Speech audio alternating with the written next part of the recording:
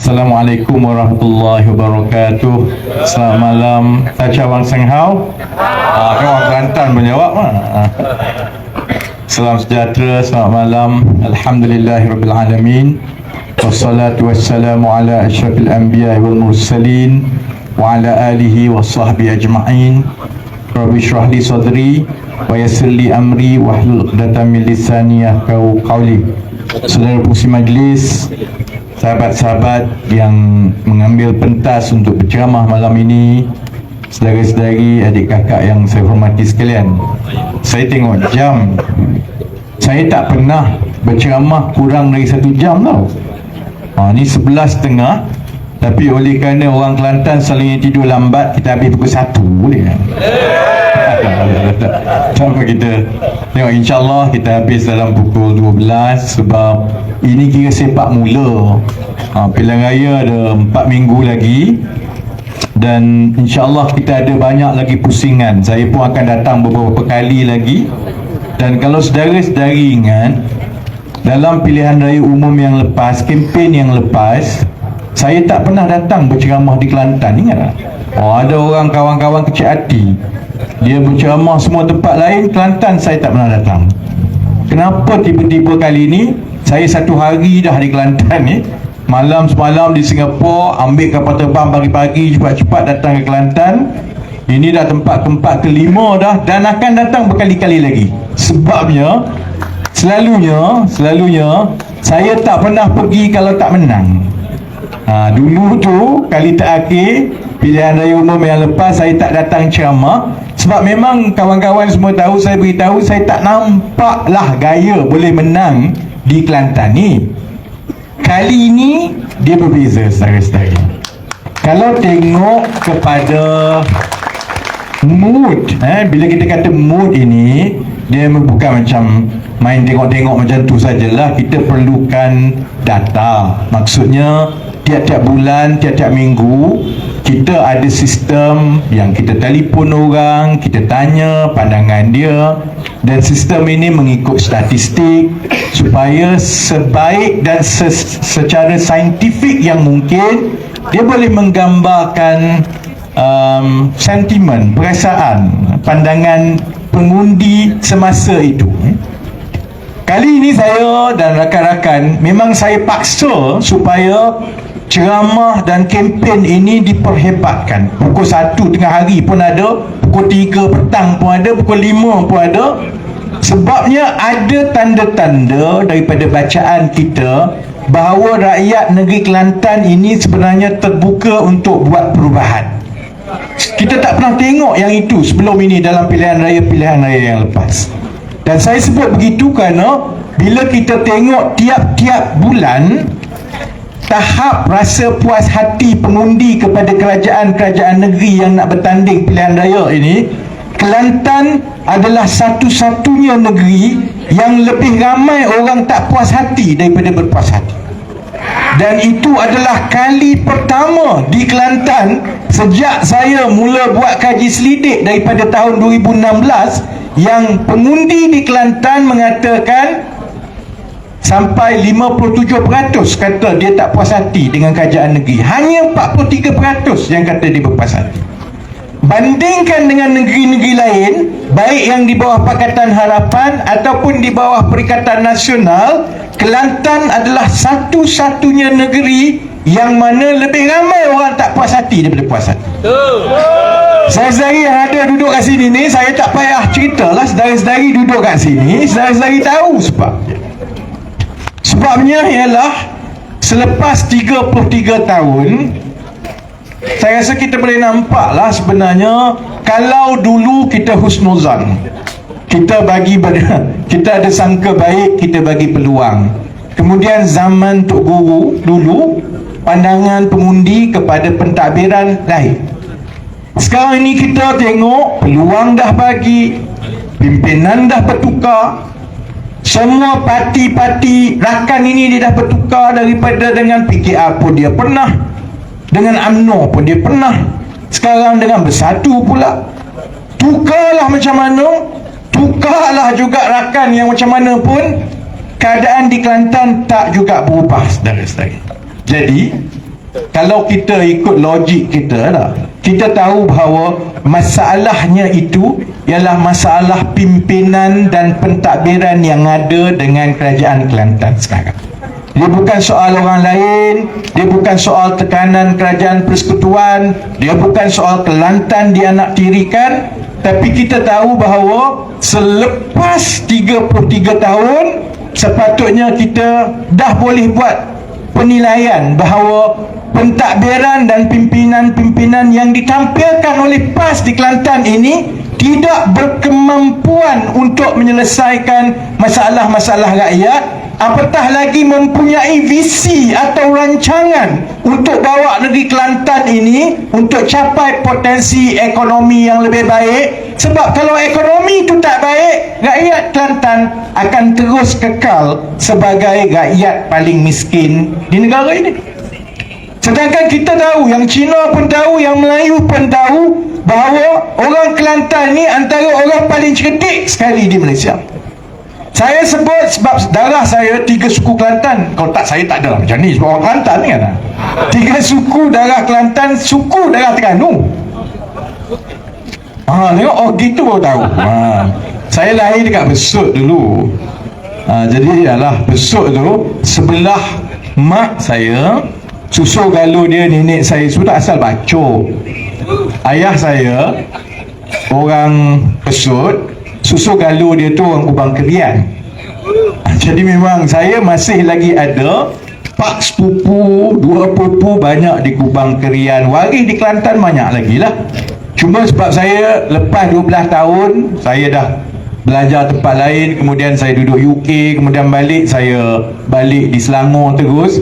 Jadi orang selalu ingat saya orang Selangor dan orang KL. Darah saya darah Pantai Timur. Jadi kita tahu bahawa sebenarnya ada potensi yang besar dengan orang Kelantan ini. Sebab satunya, secara akademik memanglah orang Kelantan selalunya paling tinggi sekali kalau nak banding-banding. Orang Kelantan juga dikenali sebagai antara orang yang paling pandai berniaga. Wanita Kelantan kalau dia berdagang di luar, orang Kelantan ini berdagang di mana-mana. Cuma macam mana dengan potensi dan bakat yang ada dengan orang Kelantan ini, bila mari ke Kelantan kita dapat Starbucks air. Kan? Jadi sampaikan satu Malaysia dia dah jadi lawak pasal orang Kelantan ini. Di Kelantan nak dapat air kopi percuma, pergi ke Kelantan. Sebelum ini saya sebenarnya tak ambil pot, sebab saya kalau saudara-saudari tengok, saya tak pernah komen tentang Kelantan sebelum ni. Orang main cerita air Kelantan pun saya tak pernah komen. Cerita pasal miskin Kelantan pun saya tak pernah komen. Saya tumpu benda-benda yang saya tahu. Sebab memang saya tak tahu sebelum ini. Jadi saya ingat, betul lah kot, mungkinlah betul kerajaan Kelantan ini sebab dia di bawah PAS, maka dia dianaktirikan. Saya sama ni sebab tu saya tak pernah ambil buat isu ataupun timbulkan, sehinggalah bila saya jadi menteri. Sebabnya ialah kerana tanggungjawab saya sebagai Menteri Ekonomi, sebahagiannya selain daripada merancang ekonomi jangka panjang semua ni, tanggungjawab saya tiap-tiap tahun ialah meluluskan projek-projek dan peruntukan-peruntukan yang kerajaan persekutuan kena biaya ni. Jadi bila mari kat Kelantan, benda yang paling timbul sekali ialah soal infrastruktur, soal jalan, soal bangunan, dan yang paling penting soal apa? Soal air. Sebab kita dapat gambaran memang kerajaan Kelantan ini tidak mendapat bantuan dan sokongan daripada kerajaan persekutuan selama bertahun-tahun, sehingga kan kemudahan air di Kelantan ini yang saya tahulah, saya tak payah sebut lah.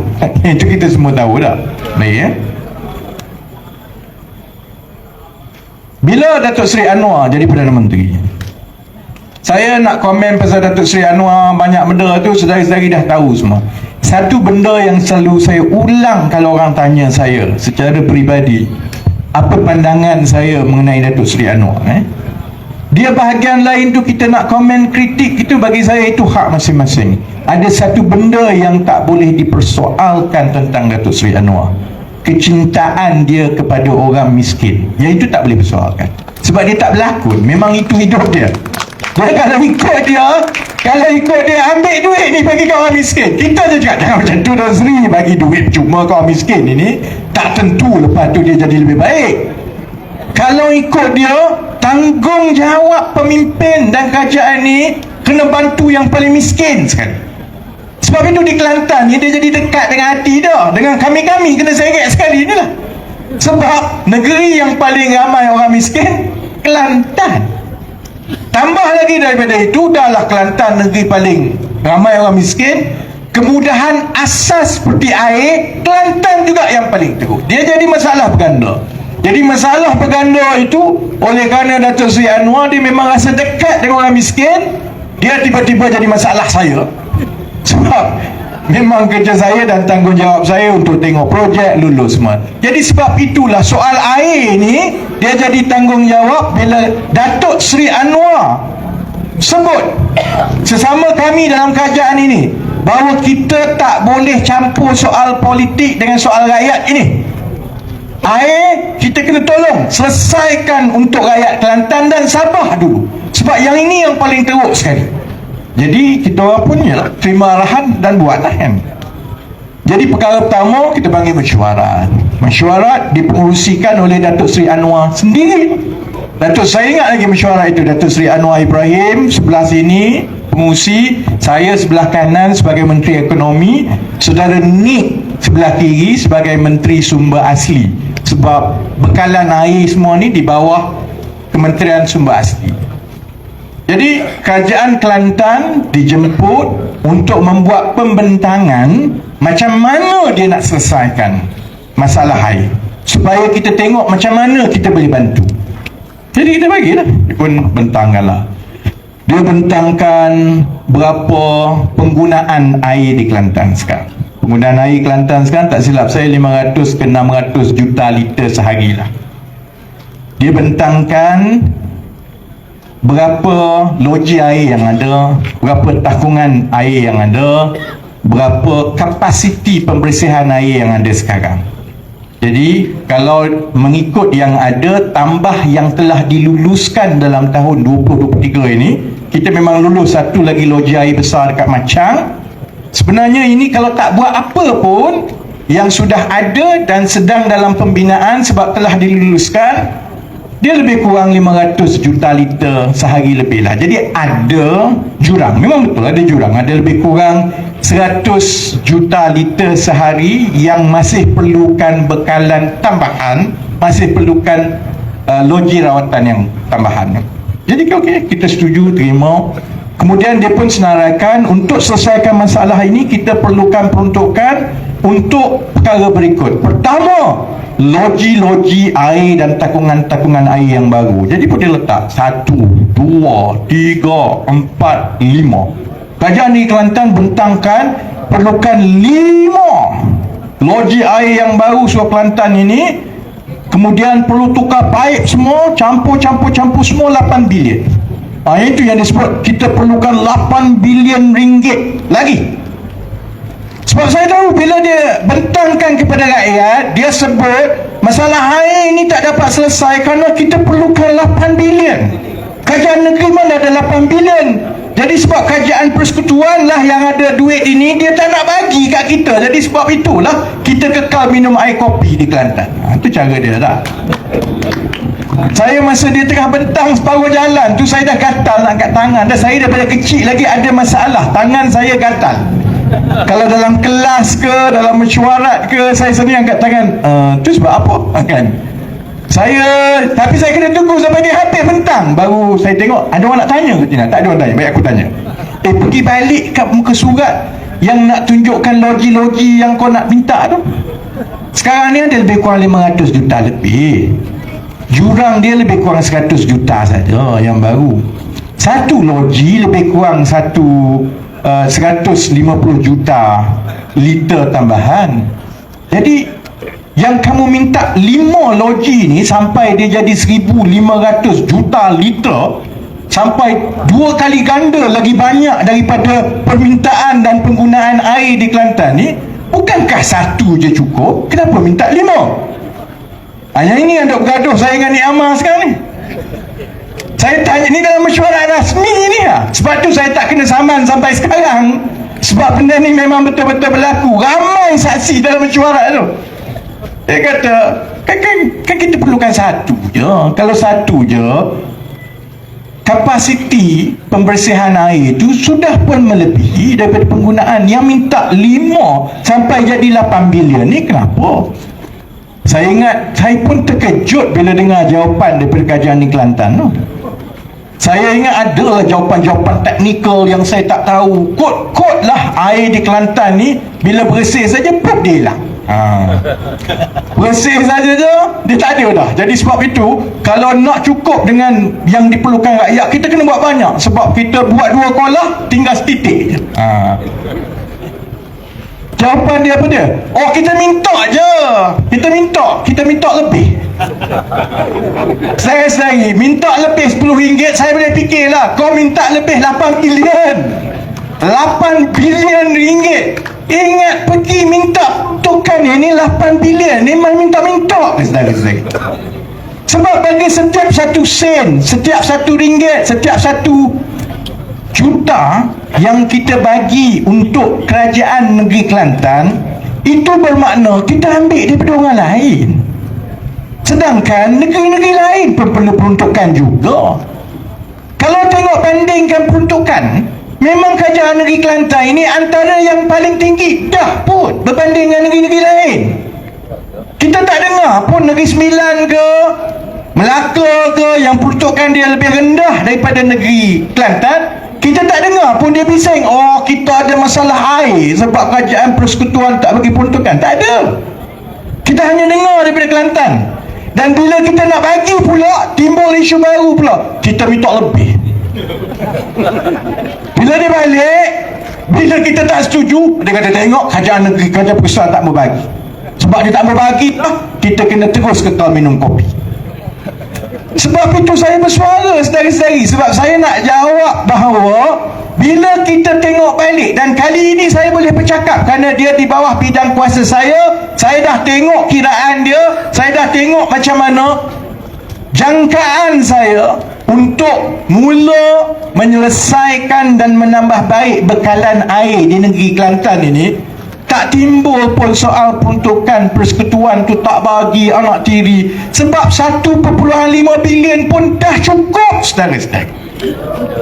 Dan Kerajaan Persekutuan tak ada masalah pun untuk bagi tambahan 1.5 bilion. Benda tu memang Perdana Menteri dah setuju pun. Yang kami duk bincang sekarang, yang duk dindong ni begini. Kita dah ada pengalaman lepas-lepas. Bagi duit, suruh dia buat, duit hilang, paip tah ke mana, logi tah ke mana.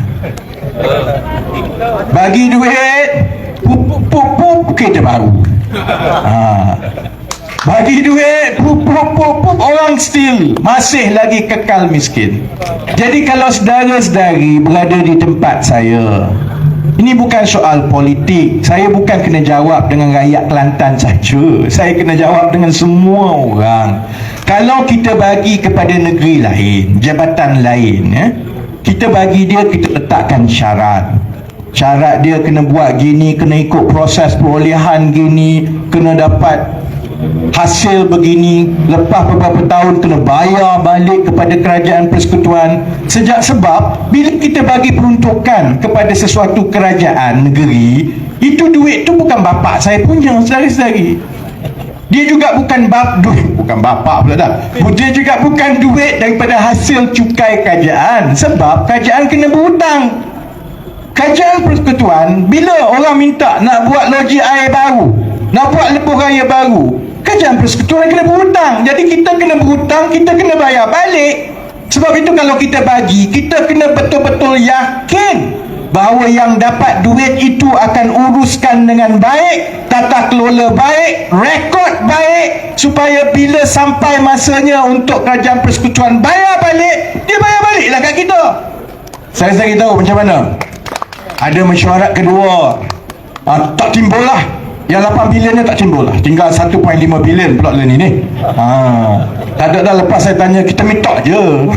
Tak ada timbul dah, kita minta je ni lah. Tinggal sekali kan runding cerita 1.5 bilion lebih ni lah. Sekarang ini cerita dia ialah dalam bentuk apa bila kerajaan persekutuan bagi, macam mana kita nak pastikan amanah itu oleh Kerajaan Negeri Kelantan, amanah itu ditadbir dengan baik. Sebab bila dia datang balik nak selesai ni, dia minta loji tu satu hal tu, tak apa untuk rakyat. Minta tukar paip, tak apa untuk rakyat. Dalam tu ada selit satu, sila minta juga untuk hapuskan hutang yang lepas. Oh, lemak lah kau. Oh, seronok ini. Uncle yang buat bisnes ni boleh main bisnes macam tu ya. Kau dulu pinjam duit, kata nak buat bisnes, lepas tu datang minta hutang lagi. Dalam minta hutang tu ada kecil kat bawah tu, sila batalkan hutang yang lepas. Mana boleh macam itu, sebab dalam hutang yang lepas tu juga macam-macam dia dah buat. Kereta pun tantah ada dalam tu. Pergi luar negara, melawat sana, melawat paip, melawat air pun tantah ada dalam tu. Perbelanjaan tantah ada dalam tu. Jadi bayangkan berada dalam kedudukan kerajaan persekutuan, kerajaan negeri minta sila bagi duit, bagi percuma, lepas itu ikut suka kami nak buat macam mana. Tak boleh saudara-saudari. Sebab itu dalam 10 minit terakhir ni ini mukaddimah. Tadi saya dekat ceramah dekat tempat tadi di kawasan mantan Menteri Besar kan. Saya sebenarnya agak terkejut sebab ramai. Saya sebelum ni macam Allah, lihat malahnya lah aku nak pergi ceramah kat Kelantan ni. Kan ceramah selalunya ini tak apalah, kat Kota Lama ni dibuat dalam bandar, lampu terang kan tak. Semua nampak muka semua ni kan tak. Boleh kira orang ada berapa. Sebelum ni saya dulu-dulu lah kalau saya ceramah kat Kelantan ini, yalah kita kan tak kuat mana. Jadi kawan-kawan kat Kelantan ni pun nakal. Kalau tempat-tempat kampung dibuat ceramah, memang saja dibuat dalam gelap. Saya dalam gelap tu, ada orang ke ni yang bercakap kan? Jadi tadi alhamdulillah ramai. Tadi ceramah kat sana tu, macam habis keluar belakang lah, lutut keluar, natai keluar belakang. Saya beritahu saya tak ada lah lutut natai ni, tak siapa lagi lah. Saya baru pukul lali baru ni. Sebab ada 2-3 round lagi ni. Tak. Saya dalam 5-6 minit terakhir, saya nak beritahu yang datang ni, saya yakin sedari-sedari tahu apa yang perlu dibuat. Yang menonton ini saya nak beritahu supaya sampaikan, terutamanya kepada yang muda-muda. Sebab masalah di Kelantan dan di kawasan-kawasan Melayu ni, yang tua-tua, yang 30 tahun ke atas ni, sebenarnya mereka memang sudah buat keputusan untuk pilih Pakatan Harapan dan Kerajaan Perpaduan. Dalam pilihan raya yang lepas pun macam itu. Dia yang muda-muda ni, dapat seronok naik motor ni. Sebab itu saya nak beritahu bahawa begini, dia bukan soal politik. Akmal pun sebut tadi, dia bukan soal kerajaan persekutuan konon sebab nak ambil alih Kerajaan Negeri Kelantan, maka kita nak hukum rakyat Kelantan, kita tak nak bagi peruntukan. Dia bukan soal itu. Soalnya ialah, bayangkan begini, saudara-saudari ada buat satu syarikat rakan kongsi. Ni uncle yang ada ni lagi buat JV company. Dia adalah seorang lagi pemegang saham. Dia datang, dia minta duit. Dia kata, you jadi pelabur lah, bagi kat saya 100,000. Kita pun bagi kat dia 100,000. Dia kata dia nak buat sekian. Dia kata dia nak buat, nak jadi tokek kosmetik. Orang Kelantan banyak tokek kosmetik kaya lah.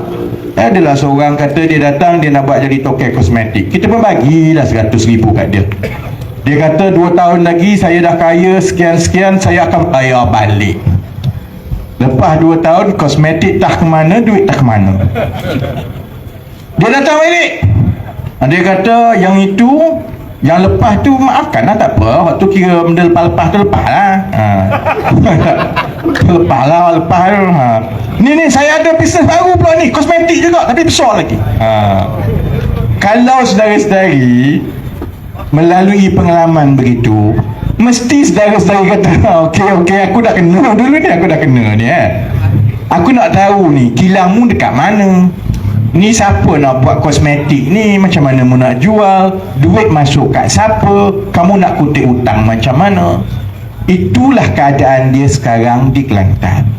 Dia tak pernah jadi persoalan bahawa kerajaan persekutuan mesti memberi peruntukan yang besar kepada negeri Kelantan. Saya menteri yang bertanggungjawab, saya boleh beritahu, selagi Kelantan berada di belakang dari segi kemajuan, berapa ramai orang miskin, selagi itulah kita akan terus letak keutamaan untuk bagi peruntukan kepada kerajaan negeri Kelantan dan rakyat Kelantan. Cuma contohnya kita kena tengok cara terbaik lah. Sebab kalau kita berterusan macam ini, sampai bila contohnya kita nak ada kerajaan negeri yang dia rasa bukan tanggungjawab dia untuk membangunkan negeri. Bagi dia bukan tanggungjawab dia seorang orang miskin ni. Miskin banyak mana pun bukan tanggungjawab aku, bukan masalah aku. Sebab dia ada satu jalan mudah nak pelepah dengan rakyat. Kalau negeri lain, kalau dua penggal, kerajaan negeri itu prestasi tak baik, ekonomi tak naik, keadaan setempat ini, aktiviti perniagaan dia kurang baik sehingga kerajaan negeri tak boleh kutip hasil macam yang berlaku di Kelantan. Di negeri lain dua penggal kena buang. Di Kelantan, PAS rasa rakyat Kelantan akan terus pilih mereka, macam mana lemau pun mereka mentadbir, tak ada masalah, sebab mereka akan terus boleh main isu kami parti Islam, tak undi kami maka kamu kurang Islam. Sebab itu dalam pilihan raya kali ini bukan soal parti, ini soal terutamanya yang muda-muda. Bagilah peluang ini untuk buka mata dan tanya soalan ini. Sampai bila saudara-saudari rakyat Kelantan nak dipermainkan soal isu emosi, soal kaum, soal agama? Dia bukan soal Pakatan Harapan atau UMNO atau mana-mana parti tak jadi kerajaan. Dia soal bagi lesen besar kepada PAS untuk terus berbelanja, untuk terus minta duit, tapi hasil tak sampai kepada rakyat. Sebab dia rasa dia akan terlepas. Itulah insya-Allah yang kita akan ambil peluang dalam pilihan raya negeri ini untuk kita sampaikan kepada pengundi-pengundi. Saya yakin dalam keadaan ada tanda-tanda pengundi di Kelantan nak berubah. Saya tak kata siapa menang siapa kalah. Siapa menang siapa kalah tu Allah dah tetap semua dah. Dan kalau saudara-saudari jadi di tempat saya, dan saya pernah melalui zaman yang mana saya ada 14 kes dan saya telah dijatuhkan hukuman masuk penjara 3 tahun, saudara-saudari hanya boleh hidup sebagai manusia kalau saudara-saudari ada pandangan yang cukup positif. Masuk penjara pun positif, tak masuk penjara pun positif. Masuk penjara aku buat ijazah satu lagi, boleh berehat, tak payah bagi ceramah. Samalah juga kita sekarang, menang kalah itu Allah dah tetap. Menang pun bagus dan akan ada ujian, kalah pun ada ujian dan akan ada hikmah. Jadi menang kalah itu bukan soal dia. Soalnya ialah sudah tiba masanya proses pilih kerajaan di Kelantan ini tidak lagi soal emosi, kerana soal emosi itulah yang telah bagi lesen kepada kerajaan PAS selama 33 tahun sehingga keadaan di Kelantan makin teruk sekarang. Ini titik untuk rakyat Kelantan. Buka peluang, tanya soalan, sampai bila kita nak berada macam ini. Kerana kerajaan persekutuan boleh bertukar-tukar. Dah berapa kali tukar kerajaan persekutuan, sampai sekarang masalah di Kelantan tak selesai. Tukarlah berapa kali, bagilah berapa banyak duit, sehingga kan 33 bulan kerajaan atau parti PAS ini berada dalam kerajaan persekutuan, bilion telah diberikan, tak selesai juga. Sebab masalah dia bukan masalah peruntukan, bukan masalah kerajaan persekutuan. Masalah dia selagi kerajaan negeri di bawah PAS ini tidak dipegang oleh rakyat supaya mereka laksana, ada kemahiran, ada perancangan, tak boleh belanja dan memperlekehkan rakyat dengan sewenang-wenangnya, sampai bila-bilalah keadaan itu akan berterusan di Kelantan. Jadi insya-Allah Ini malam yang pertama. Saya datang balik lagi 29 ke saya datang. 29 maksudnya besar kemungkinan penamaan calon saya tak tahu saya di negeri mana, tapi malam pertama penamaan calon saya berada di Kota Baru. Korang tepuk saja tak aci lah, paling kurang ada 20,000 orang. Malam pertama saya berada, penamaan calon saya berada di Kota Baru. InsyaAllah kita bekerjasama, InsyaAllah kita bawa yang lain, kita sampaikan maklumat, kerana menjadi tanggungjawab dan amanah kita. Bukan soal parti, soal orang miskin. Kita tak boleh terus dalam keadaan negara negeri lain semua dah okey, orang makin tu, Kelantan masih lagi ketinggalan dengan orang miskin di sekeliling kita seperti ini. Terutamanya bila kita tahu puncanya juga itu adalah punca daripada kerajaan negeri yang sampai sekarang tak ada minat untuk menyelesaikan masalah-masalah yang dah berpuluh tahun di Kelantan ini. Jadi insyaAllah, terima kasih banyak-banyak. Saya doakan yang terbaik. Saya pasti 4 minggu ini masa yang bermakna untuk kita.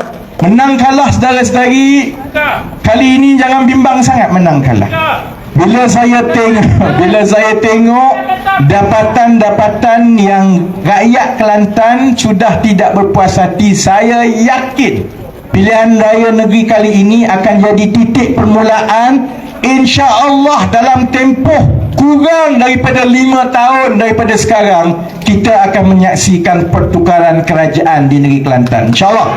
Jadi gunakan pilihan raya kali ini sebagai titik mula. Kita buat yang terbaik, kita doa terbaik, tawakal terbaik. InsyaAllah peluang itu akan diberikan oleh rakyat kepada saudara-saudari. Dengan doa dan harapan itu, kita jumpa balik insyaAllah. Saya sudahi dengan wabillahi taufiq wal hidayah. Assalamualaikum warahmatullahi wabarakatuh. Balik sebab esok kena kerja kan. Jadi terima kasih banyak-banyak yang nak kena buka kedai semua ni. Esok kena cari makan. Tapi ingat, dalam pilihan raya kali ini kita ada tanggungjawab yang besar. Sekian sekali lagi, terima kasih, selamat malam. Sese Nandri Vanakam. Terima kasih. 2 minit ke tak apa dah. Ni 12 1 minit dah. Saya simpan untuk 29 kita ceramah sampai 2 pagi. Terima kasih.